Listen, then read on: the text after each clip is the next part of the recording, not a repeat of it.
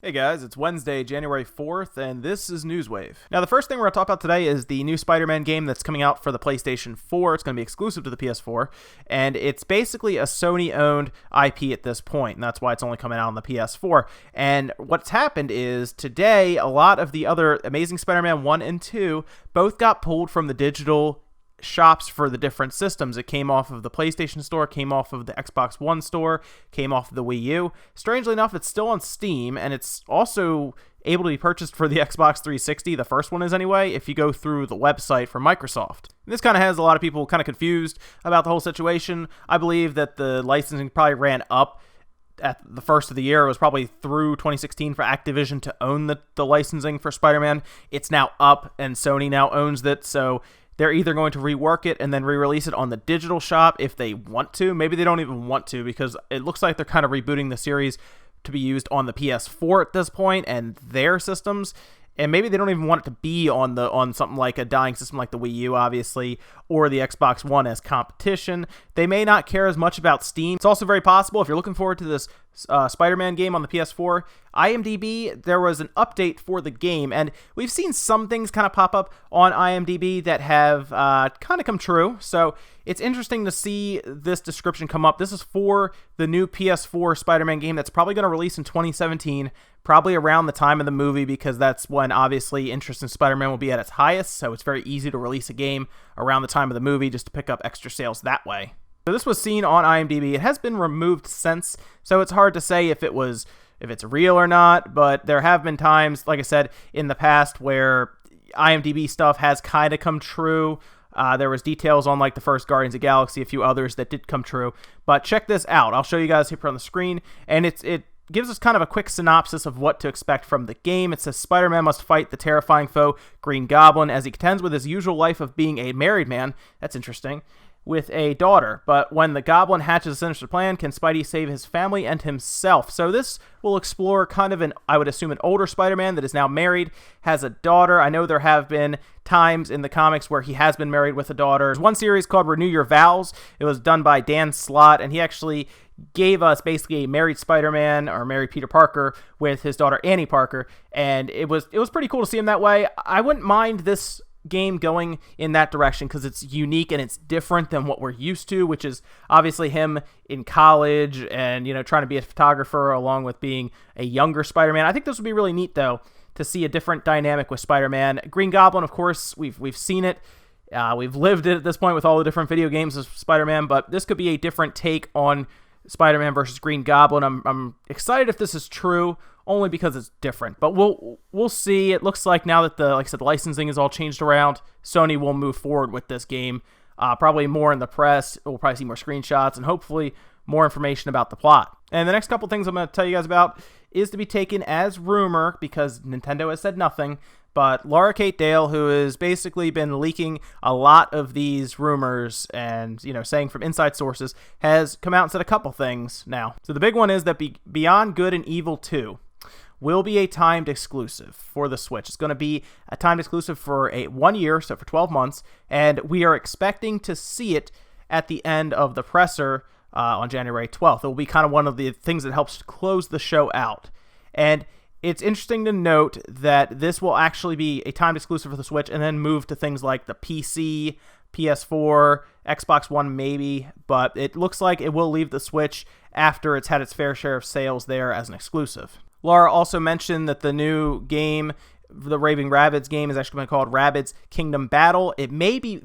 She's heard it may be moved to September, but that's only from one source. We still don't know when it's going to come out, but that appears to be, from what she's saying, the name is at least Rabbids Kingdom Battle, and it will probably be coming out closer to the fall, according to her sources. She also went on to say that Rayman Legends is going to be getting a port to the Switch. I assume that's just the regular Rayman Legends that we've seen before, but again, we'll see more at the presser. And Valve got into a little bit of hot water over the past year and a half with the Australian market, and what happened was they weren't being clear with their refund policies. In fact, a lot of on Steam, for a while there, you could not get a refund for your game if you bought it. They have kind of fixed that now to where if the game is bad or you don't like it and you haven't played more than 2 hours of it, you can get a refund and basically essentially give the game back and get your money back. but for a while you weren't able to do that. And the Australian basically guidelines that protect the consumers say you can't sell a good or service without some kind of guarantee and a way to get your money back if it's not good. So of course Valve is over here arguing, oh, we're an American-based company, so that shouldn't apply to us. And then of course Australia is over here saying, well, you can't sell stuff in Australia without following our guidelines. So you're in the wrong here, and it was basically ruled that Valve was in the wrong, and they have to pay out $3 million in damages, essentially, to make this right. Of course, $3 million is a drop in the bucket to Valve. They don't care. They're going to pay it out, and that'll be that. And then they are also basically updating their policies to incorporate a much clearer message of refunds and purchasing policies in Australia now. And IGN broke the new Rime trailer. It's for IGN first. They do this a lot with different games that come out. They show the trailer first. Everybody starts picking it up, obviously, after that.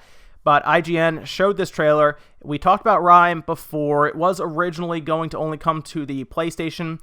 Sony, I guess, didn't care enough to back it, and it wasn't that big of a deal to them, so it was picked up by another company, and now Rime is coming to all the systems, basically. Switch, Xbox, PS4, PC, I believe, and it's going to be pretty cool. It looks like a pretty neat adventure game. I like the graphics and art style. I really do. I think it looks cool. It has that Ico kind of feel to it, Shadow Colossus feel to it, and I need to see a little more about the gameplay, but right now, at least, the initial impression is a good one, and if it is on the Switch, it looks like it would be kind of cool to play in handheld form. I'm still kind of torn between where I'm going to get it, if I'm going to get it on, say, my PS4, or if I'm going to get it on my Switch. I've talked about before, I like the idea of playing these games in handheld mode if I'm sitting on the couch. It seems easier so that I don't have to take up the TV. That's actually kind of nice. But make sure you check out the trailer. It's all over the internet. It's on IGN's site. You'll probably see some snippets of it here while I'm talking. It looks very cool, and hopefully we'll get a demo or maybe more gameplay of it in the future. And of course, the Switch rumor mill is still in full effect and still turning away. And Obi-Wan comes to us with his fifth day of Switchmas. I don't know. He hasn't named.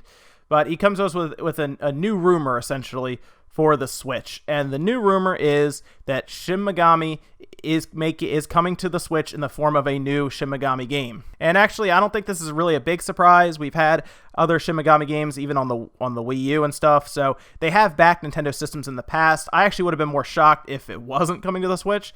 But it's good to know that the Switch has RPGs like that on the way. I do think the Switch will be a good RPG system, mostly because it won't rely on things like the heavy amounts of shooters or sports games. I still think that some shooters and sports games will move to it, but it's clear Nintendo does not have that reliance on those games. That's kind of nice. You know, they don't have to rely on the Maddens, the FIFAs, the Call of Duties, if the Battlefields, if they don't want to. They can get the more obscure games like these and put them on the system. Of course, if the system sells well and it's capable, you will see Madden, you will see FIFA, you'll see Call of Duty, but that just gives us more choices. I just like that Nintendo can come out here, give us the system, put good first parties, and then you'll see companies like Atlas and stuff move to it. And of course, the 3DS was a very strong RPG system. There are a lot of good RPGs on there. I'm hoping that kind of moves over to the Switch, and we start seeing a lot of these really cool JRPGs start to show up. And guys, I told you CES was coming, and it's so close to being here. Stuff is starting to just leak out now. So we're getting some really, really cool things. And of course, companies, they want it to start now, so they're basically starting to put things like spec sheets out, or just telling us that it's going to be there, just to get, in our mind right away, be up on the screen first. So you'll see some stuff start to come out, especially today, and then of course tomorrow being Thursday, you'll see a lot of stuff show up. But the first thing I saw, and this is really funny, I'll show it to you guys on the screen.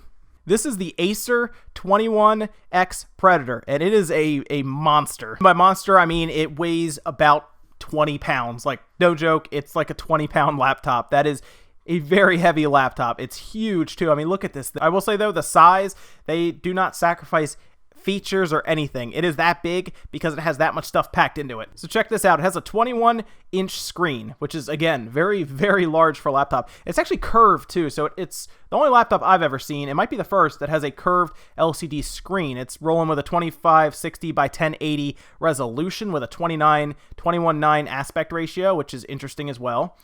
Has 120 gigahertz refresh rate. and it is using NVIDIA's G-Sync, which will give you a much better picture, much smoother frame rate. And this thing is packing some serious power. It has 2 of the GTX 1080s. Those aren't 1080Ms. Those are 1080 desktop graphics cards. Now, what they've done is they've been able to get their MXM cards to basically be their actual desktop video cards. This is, of course, thanks to the new Pascal technology that allows them to basically shrink the form factor down. So these are not laptop GPUs. These are desktop GPUs inside this laptop.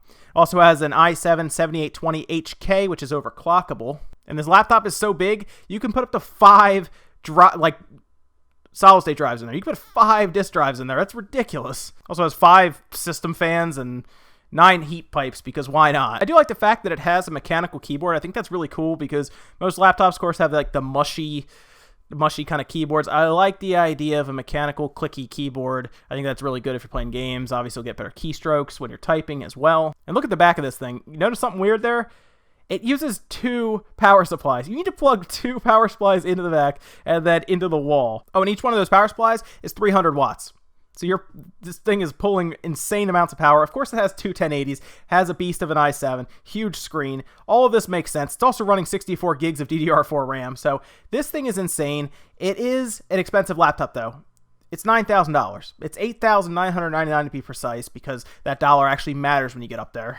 But it's $9,000. Now, for $9,000, you could build a really nice computer. A lot of that money goes into the form factor. I will say this is a cool laptop. It's fully featured, obviously. It has a lot going for it. But I kind of see it as unwieldy. And if you're going to spend that much money, you could build a really nice desktop and then buy a pretty nice laptop that's smaller to take with you. Did you end up getting a 4K TV for Christmas at all? You know, one of the really, really nice ultra high def TVs for your PlayStation Pro? Well, you might as well chuck that piece of garbage in the trash because it's already outdated. In fact, the big thing that you're going to see at CES this year are 8K television sets. You're getting 8K TVs. That's what's happening. We're getting resolutions that are just so big, we don't have anything that can even play that content right now. I mean, most stuff isn't even designed for it. In fact, what you're going to see is them running things like upscaled 4K pictures, images, and stuff on the screen. You may have actual 8K content that's custom made for these systems, these TVs, but you're not going to see much that, like, you're not going to see a game playing on it unless it's upscaled. So yes, now we're officially into resolution territories of 7,680 pixels by 4,320 pixels, which is, I don't know why you would, like, are we to that point where we need this? I mean, I understand technology has to evolve because it helps technology that we would find acceptable, it'd become cheaper. Obviously, when 8K TVs start to show up in stores, the 4K TVs will become cheap. In fact, in 3 years, 4K TVs will probably be as cheap as what 1080p TVs are now, which you can walk into Walmart and get a decent 1080p set for like $200, which is crazy to think because years ago when HD was becoming a thing, a 1080p set was like $3,000. So 4K will become cheap in a year or two, and then it'll become ultra cheap in like 3 years. So what they're hoping is going to show up at CES is an 8K TV that is affordable, because the cheapest one I could find at the time that was decent is a 98-inch 4K or 8K set that is $55,000, which is cheaper than the set that was shown off at the beginning of last year for $130,000. So we're getting there. We're getting to the point where you can buy one for like sports car prices. We're getting there. But yeah, Samsung, LG, all the manufacturers will be there probably with 8K TV sets, and they'll probably be showing off more affordable OLED 4K sets too. So keep an eye out for that. And the last bit of news today kind of went on the radar for a lot of people, but I think it's actually really important because it does show us some evolution at the lower end part of laptop gaming. And what I'm talking about is NVIDIA kind of slipped their spec sheet out there. Like I was saying, companies like to do this. They slipped their spec sheet out there for their lower end laptop GPUs. Those will be the GTX 1050 and the GTX 1050 Ti that's going to be going into a lot of mainstream laptops now. Now, other than basically sucking less power, the 1050 and 1050 Ti as opposed to their older counterparts with, I assume, the 950M, you're going to see that they perform like tremendously well as also. I mean, check this chart out.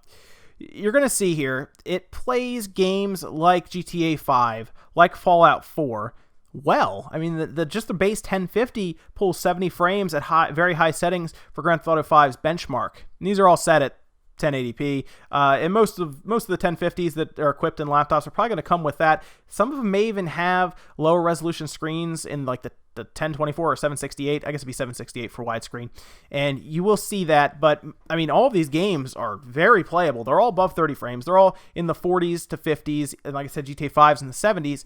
That's with the regular 1050. The Ti series sees an increase somewhere around 20 to 25% in frame rate.